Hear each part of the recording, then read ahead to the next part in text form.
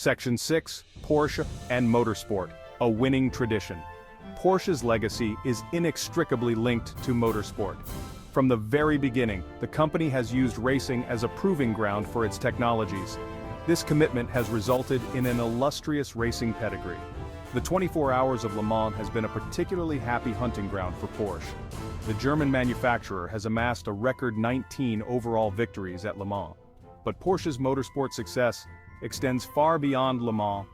The company has also tasted victory in other prestigious races. Porsche's motorsport heritage is about pushing the boundaries of technology and innovation. Lessons learned on the racetrack are translated into the development of its road cars. Section 7. The allure of owning a Porsche. Advantages and disadvantages. Owning a Porsche is more than just owning a car. It's an experience, a statement. Porsches are renowned for their performance, their style, and their exclusivity. They turn heads wherever they go, commanding respect and admiration from drivers and enthusiasts alike. But there are both advantages and disadvantages to owning a Porsche.